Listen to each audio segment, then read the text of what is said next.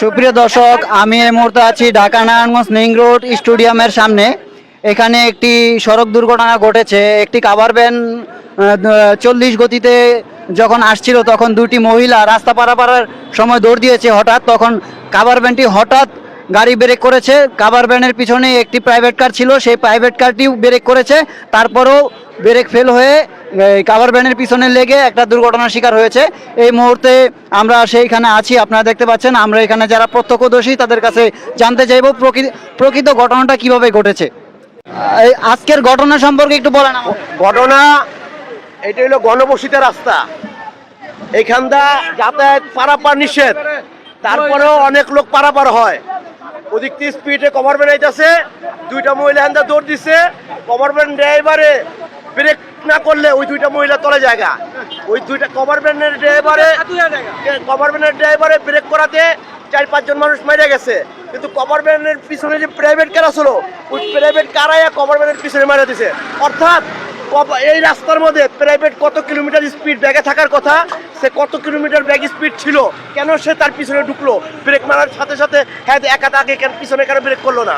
তার মানে কভার ভ্যানের ড্রাইভারের কোনো দোষ নাই। আমরা এখানে সকল জনগণ সাক্ষী, আপনি প্রাইভেটের দোষটা 100%। কারণ এই স্পিড ব্রেকার দেখতে হবে। কভার ভ্যান লোক বাঁচাইছে 5 জন, পিছ দিয়ে যদি প্রাইভেট ঢুকে জায়গা, এটা তো কভার ভ্যানের দোষটা। যদি দুইটা প্রাণী বাঁচাতে গিয়ে যদি এই ড্রাইভারের দোষ হয়, তাহলে কি এটা দোষ? তা প্রাণ বাঁচে যা প্রাইভেট কার নিয়ন্ত্রণ হারিয়ে কভার ভ্যানের পেছনে ধাক্কা দিছে, এই জন্য কি কভার ভ্যানের দোষ? না, এটা কখনো দোষ না। তা আমরা চাই কভার ভ্যান আলার কোনো দোষ নাই, নির্দোষ। মানে আমার গাড়ির সামনে দিয়া দুইটা মহিলা একসাথে দৌড় দিয়েছে। আমার গাড়িটা সর্বোচ্চ 40 টান, আমার মনে পিছনে হেয়ার গাড়িটা ছিল। দুইটা মহিলা আমার গাড়ির থেকে বাম্পারের থেকে সর্বোচ্চ 8 থেকে 10 হাত পায়। আমি ব্রেক করছি, ইমার্জেন্সি ব্রেক। হ্যাঁ মনে ব্রেক করে ই করতে পারে নাই। হ্যাঁ আমার গাড়ির পিছনে মাইরে দিচ্ছে, মাইরে দিয়ে আমার গাড়ি কইতাছে আমার ওনার কোনো দোষ নাই, সামনের গাড়ির কোনো দোষ নাই। উনি একটা মানুষের জীবন বাঁচাতে যাইয়া উনি ব্রেক করছে। পিছনে যে গাড়ি আসতেছে ওই ড্রাইভার হয়তো ফুলো করে নাই, উনি ব্রেক করে নাই, সরাসরি মেরে দিছে। দোষটা তো আর আসলে ওনারও না। উনি কন্ট্রোল করতে পারে নাই, ঝামেলা শেষ। এখানে হস্তাহস্তি করে তো কোনো প্রয়োজনও নাই।